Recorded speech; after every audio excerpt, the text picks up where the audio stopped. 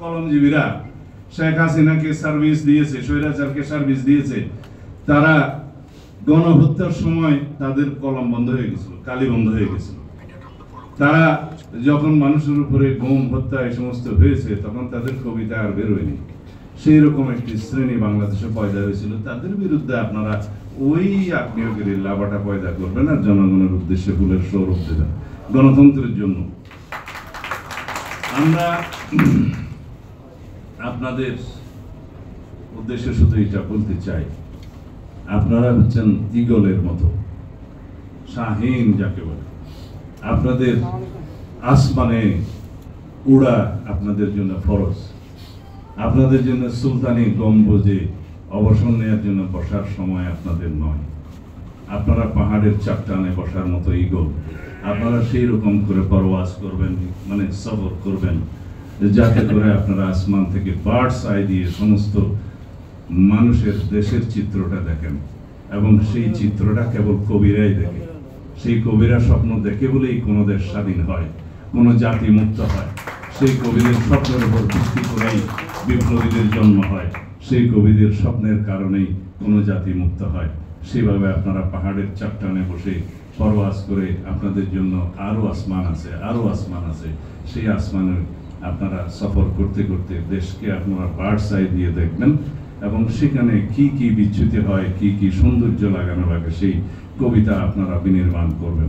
সেই কবিতা আমাদেরকে পরিচালিত করবে, এই জাতিকে সমৃদ্ধ করবে, এর বেশি আমি বলতে পারবো না। এটা হচ্ছে রাষ্ট্র পরিচালনার মূলনীতি আর্টিকেল 8 অনুসারে যেটাই নির্ধারিত হোক না কেন, কারণ এই ব্যাখ্যাটা আমি এখন এখানে বিস্তারিত দিলে অনেক সময় লাগবে, যেটাই নির্ধারিত হোক না কেন তার সাথে এই বাক্যটা আমরা গ্রহণ করার জন্য আমরা সম্মত হয়েছি।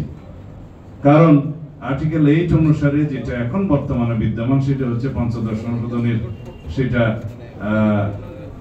মূলনীতি, যেখানে আপনাদের এখানে অনেকের মত পার্থক্য থাকতে পারে এই বিষয়ে, সেই জন্য আমি এখানে বেশি এগুলো নিয়ে আলোচনা করব না।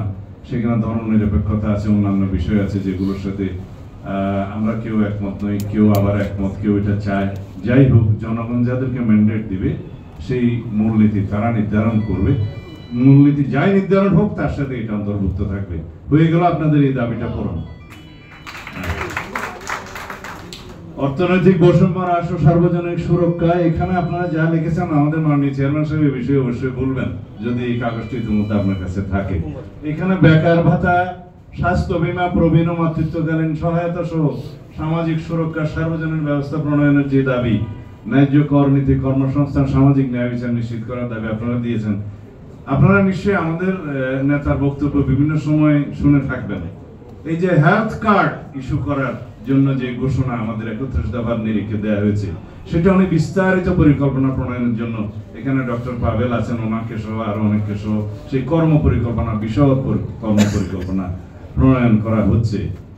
তার মধ্যে একটাই জনমানুষের জন্য আমরা উচ্চারণ করেছি, আমাদের চেয়ারম্যান সাহেব বলেছেন, তা হচ্ছে যে হেলথ কার্ড দেওয়া হবে, অন্তত পক্ষে প্রাইমারি হেলথ কেয়ার।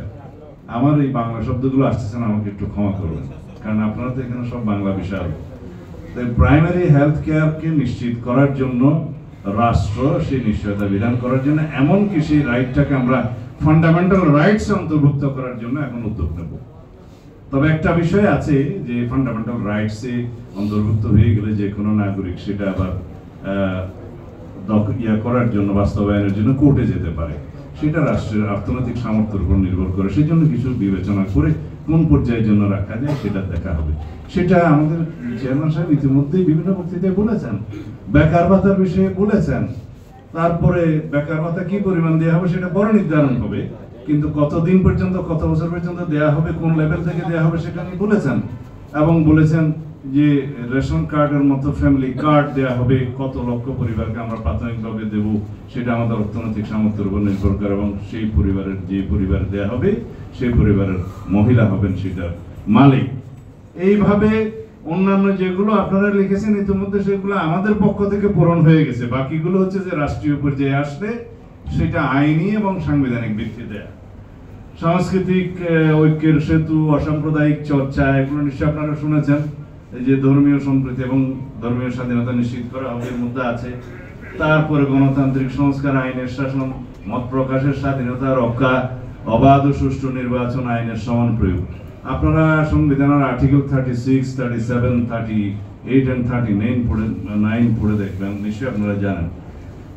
সেখানে চলাচলের স্বাধীনতা, সমাবেশের স্বাধীনতা, কথা বলার স্বাধীনতা সহ স্পেশালি আর্টিকেল 39 বলা আছে চিন্তা এবং বিবেকের স্বাধীনতা নিশ্চিত করিবে, subject to the reasonable restriction imposed by the laws, এটা বলা থাকে।